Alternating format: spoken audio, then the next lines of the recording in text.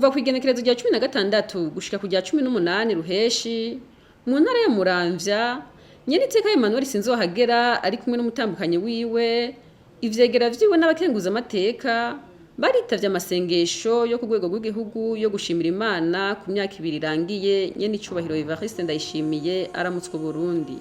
Ayo masengesho akaba yari yitabwe kandi n'abategetsi bakuru b'igihugu cacu, abatowe, abaserukira inzego zitandukanye, abaserukira amadini n'amashengero atandukanye, n'abenegihugu isinzi baje bava mu mihingo itandukanye y'igihugu.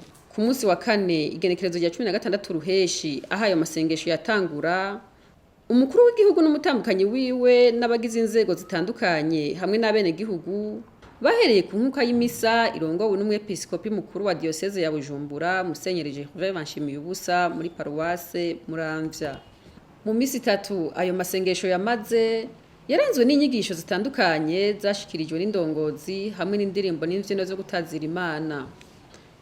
Ayo masengesho yashimikiye ku ijambo ry'Imana ry'urufatiro, ni mukora ikintu cerekana umutima wo kwihanura, dusanga muri Matayo igice ca 3 akarongo k'8.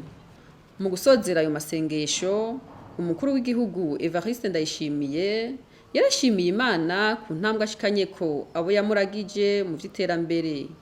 Ati, mu mwaka wundi dutanguye twifuza gukura abarundi mu bukene.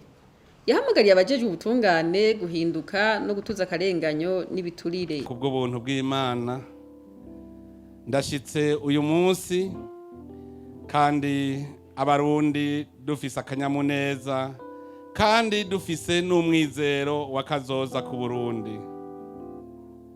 Ni kubwo buntu bw'Imana yo yaturungikiye mutima mweranda akaguma hagufi yacu akaduhanura twese tukagira umutima umwe tukaja inama, none raba tuhashitse tukiri kumwe twese.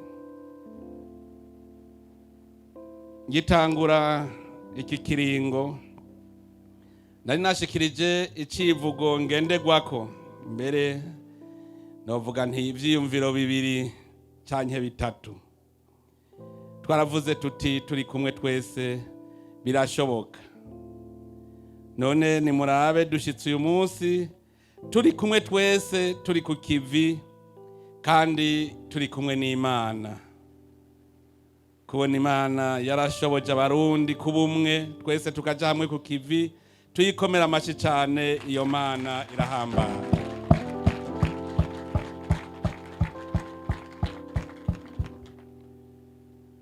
Ndashimira Imana kubera abo yandagije no gushika uyu munsi turi kumwe, kandi uretse n'ivyo turiko turegeraniriza mu ruhongore abarundi bose iyo bari barashwiragiriye.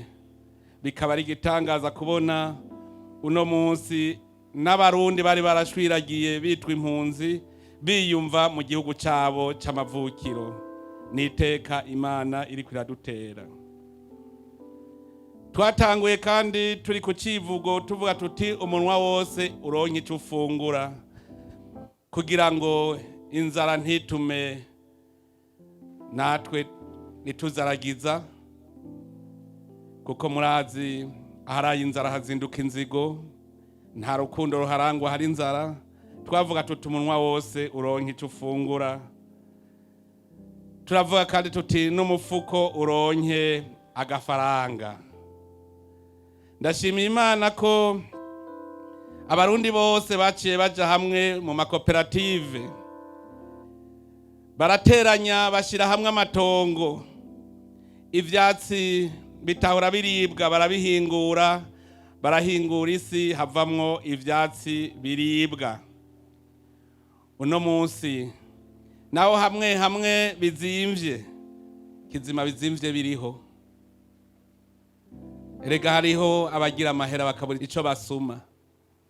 None rero turashima ko abarundi twese twagiye ku kivi, kandi tugiye ku kivi ubu dushitse ku ntambwe dushobora kuronka umusesekara kugira wa mufuko nawo uronke agafaranga.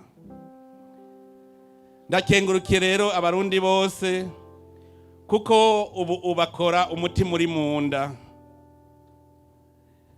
bakoze umutima uri munda atamyidodombo. Ivyo nivyo Imana ikunda igaheza ikabihezagira, kuko Imana ikunda uwushima aho yamushikanye, hanyuma ikaba ariyo itunganya ahaja. Uyu mwaka wundi w'iki kiringo tutanguye twipfuza gutera iyindi ntambwe mu nzira yo gukura abarundi mu bukene. Kuva mu bukene ni urugamba rutoroshe kandi ntirukorwa umunsi umwe. Ni urugamba rusaba kugira urunani, ni urugamba rusaba kwihangana, ni urugamba rusaba kutaruha. Nsavye rero abarundi twese tuje ku kivi, dukamishe iri tunga kama Imana yaduhaye. Uburundi burafise itunga rikomeye, dufise ivu rimera, dufise ikirere ciza, dufise imvura, dufise amazi, dufise ubutare, dufise amabuye dushobora guhinguramwo ibitandukanye twoshorera mu makungu. None rero nimuze twese tuje ku kivi dukamishe iryo tunga. Savye indongozi cane cane kuja imbere kugira ngo dutange akarorero mu bikorwa. Dutanguye mu mwaka abarundi bafise umutwaro ufatiye ku butungane n'umutwaro ufatiye kuri uwo mwasi yitwa ubukene. Nsavye rero indongozi kwifata nk'abavyeyi batunganirize abene gihugu atabibashize ku ruhande. Savye ko mu ntara, mu makomine, uburongozi buja habona, muve muri arya amazu mwahora mwicayemwo, muja habona mutorere umuti w'abene gihugu bari ku kivi, mubasange iyo bari. Sintama iza kuyobora umwungere, ahubwo n'umwungere ayobora intama. None rero ndasavye indongozi zose zije ku kivi, zigende koko kuyobora intama Imana yaturagije. Ndasavye nshimitse abajejwe ubutungane ko bahindura ibintu mu gihugu cacu. Turashaka ko dutanga umwizero mu bijanye n'ubutungane. Dushaka ubutungane abene gihugu bose bahimbarirwa. Turipfuza ko mu gihe gitoyi tutosubira kumva imyidodombo ifatiye ku karenganyo n'ibiturire. Jewe nanje ico niyemeje nuko twese dufatana mu nda. Mumenye yuko ibibazo vyanyu ari vyo bibazo gwanje. Ntimwicare rero ngo mwigunge mwidodomba, ahubwo muraza tubisangire. Nzobasaga ku kivi, tugume dusangira ibibazo, tubironderera inyishu, kuko turi kumwe twese birashoboka.